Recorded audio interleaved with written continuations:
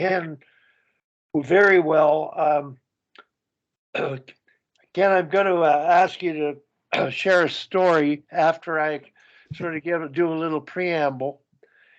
Uh, Ken was teaching a hockey school at St. while he was coaching, and Dave King had me working in Japan with the Japanese men's team, and he was running a summer camp, and he uh, he couldn't make this particular camp, and he asked me to go, and he said, "Is there somebody you could take with you?" And I picked Ken. I phoned him, and Konnichiwa, Ken, you came with me, and what an experience!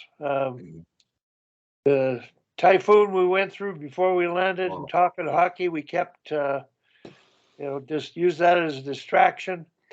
But I just wonder, there's one little situation that occurred when the Japanese players, it was an under 20 team, they're supposed to be so respectful and obedient. And there was guys breaking curfew. And I wonder if you could tell the story about Rio and his reaction when he discovered that. So go ahead and tell it, because one of the things about sport is you got to know the culture you're working in.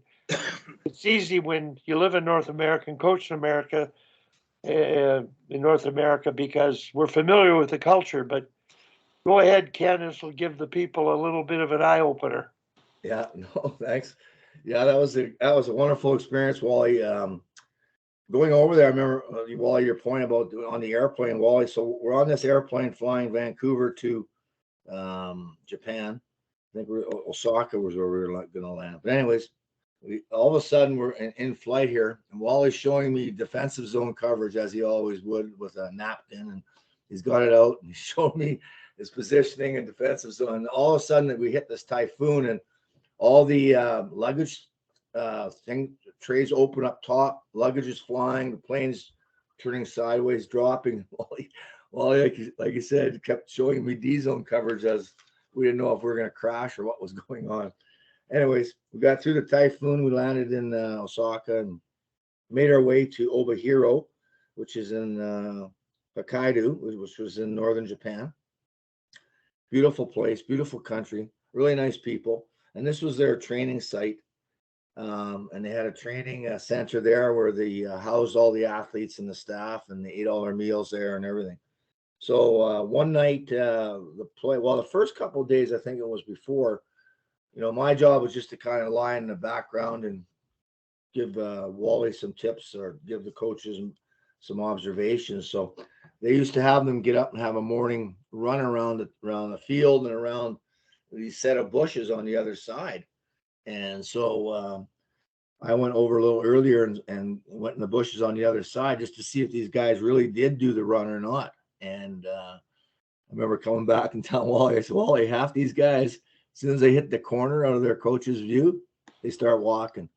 So that was one thing we addressed with the coaches, that part about it, that the guys are cheating on them. And I think that started them thinking that they were starting to feel a little bit embarrassed, maybe a little bit at that time. Then a couple of days later, I think it was, 3 guys had missed the curfew because we were kind of isolated, but there was a little kind of a town not too far away or a shopping spot or something.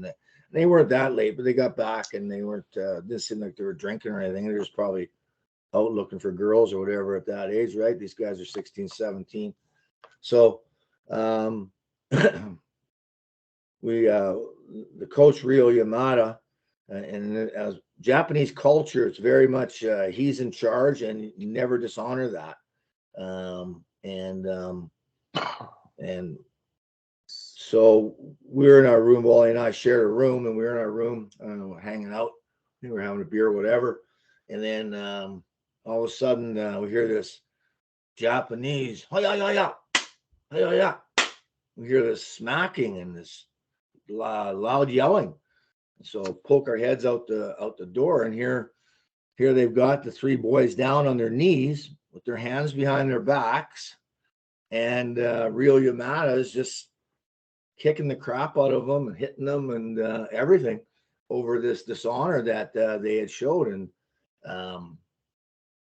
I went out, we both went out to try and stop it. And the assistant coaches blocked us and said, no, this is Japanese honor. You can't get involved here.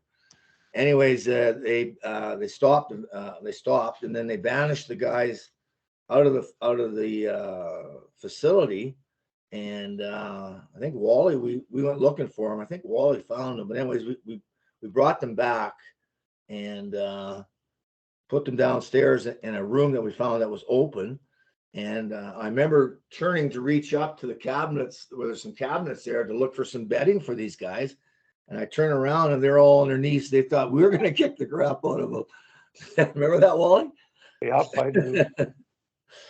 Anyways, they spent the night down there, and then we re-engaged. Wally did a great job of speaking to the coaches, especially Rio, the head coach, and got them to re-engage them back into the team, because they were good players, and there's no way that they would be able to even stand a chance of competing against Canada. They were coming over here to play in the under-18 tournament. It was held in Nelson at that time, Nelson, BC, small rink against Canadian American teams. They'd just get hammered. So they needed these guys to help them get through that. So Wally did convince them to take him back. But yeah, I tell that story as an example. If you think discipline's tough here, you should go to Japan.